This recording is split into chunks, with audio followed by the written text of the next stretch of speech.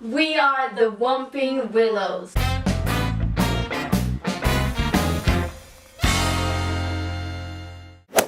Hi and welcome back to another video on our channel. Today we are diving right into one of many theories of the new Fantastic Beasts film, The Crimes of Grindelwald. This video is containing major spoilers, so if you haven't watched it already, don't watch any further. Hashtag protect the secret. I can't move against Grindelwald. It has to be you. As many fans already have established, is how the duel between Aberforth, Dumbledore and Grindelwald could have taken place the moment Ariana died if Grindelwald and Dumbledore had already made the blood pact. So to figure out how all these pieces fit together, we reread the Harry Potter books just for this video. He was never free, said Harry. I beg your pardon, said Aberforth. Never, said Harry. The night that your brother died, he drank a potion that drove him out of his mind. He started screaming, pleading with someone who wasn't there. Don't hurt them, please. Hurt me instead. He thought he was back there with you and Grindelwald. I know he did, said Harry, remembering Dumbledore whimpering, pleading. He thought he was watching Grindelwald hurting you and Ariana. It was torture to him. If you'd seen him, you wouldn't say he was free. Harry is very certain that Dumbledore is back to the day when Ariana got killed. And the pleading doesn't sound very Dumbledore-like, to be honest. During normal circumstances, Dumbledore would have just pulled out his wand and stopped Grindelwald. Pleading wouldn't have been an option unless he couldn't move against Grindelwald. It says Dumbledore tried to stop him, but the normal Dumbledore, the one we know, he would not just try, he would stop him. I feel like this one is enough proof to prove that the blood pact in fact was made and not an afterthought by J.K. Rowling. I can't move against Grindelwald. It has to be you. In the Deathly Hallows, Albus tells Harry that he was scared to figure out who'd killed Ariana all those years ago. The killing curse isn't the only way one could die, but it's probably the most common one, and I just don't see Albus or Aberforth using that curse so lightly, especially not with their sister in the room, even if Grindelwald was their opponent. Also, they couldn't have duel like that due to the blood pact. Have in mind, up to this point, Albus and Grindelwald had been best friends, and that's how Aberforth speaks of Grindelwald when he tells Harry what happened. As we reread the Harry Potter and the Half-Blood Prince, there is a quote from Albus that Harry's not mentioning for Aberforth in the Deathly Hallows. It's all my fault, he sobbed. Please make it stop. I know I did wrong. Oh, please make it stop, and I'll never again. At first, I just assumed he was talking to Harry as he didn't want to drink the potion. But how could we be sure?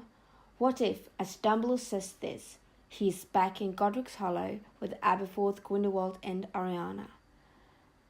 And then, to whom was he talking to? Harry believes Dumbledore was speaking to Grindelwald as he says so to Aberforth. Aberforth, however, doesn't comment this. It doesn't make a lot of sense for Dumbledore to tell Grindelwald it's all his fault. Perhaps he was talking to his brother, but it doesn't really add up, as Albus seemed genuinely scared. And then it hit me. Ariana. Aberforth says Ariana got scared and wanted to help. And although J.K. Rowling still hasn't confirmed it, we can probably all agree on the fact that Ariana was an Obscurial. In Crimes of Grindelwald, Albus describes an Obscurus as a dark twin, probably a hint on J.K. Rowling's side, making me think this theory actually could be true. Ariana did not seem to be in control of her Obscurus the way that Credence is, so if she's not in control, does that mean the Obscurus controls her? Could it actually manipulate her? If it is a dark twin, Could the Obscurus perhaps expose herself to Ariana, almost like an imaginary friend, or like an alter ego, almost like a dark twin? Could it even have a name, like Aurelius? If the Obscurus is Ariana's dark twin, it probably possesses all Ariana's pain, dark thoughts, and secrets, and can probably not recognize love. The Obscurus is mainly all Ariana's dark parts. So, what we think happens is that Ariana sees Grindelwald casting the Cruciatus curse on her beloved brother, and then sees Albus not being able to stop it, and she gets scared and wants to help. But her dark twin takes over. Just as the memory of Tom Riddle grew stronger as it fed on Ginny Weasley's secrets and thoughts, could this Obscurus be similar? Usually Obscurals die before the age of 10, although Ariana is 14 by now. Could it be that this particular Obscurus is rarely powerful, so powerful that it's able to present itself to Aberforth, Grindelwald, and Albus as Aurelius? Maybe this duel didn't quite happen the way we always thought, or the only way the Dumbledores could tell without exposing Ariana for what she had been. What if they were dueling Aurelius? An Obscurus would be powerful enough to kill Albus, Aberforth, and Grindelwald in a flash, so they probably wouldn't have had much choice than to do everything they could to save themselves. Perhaps this is how Grindelwald knew about Aurelius, because he had met it before.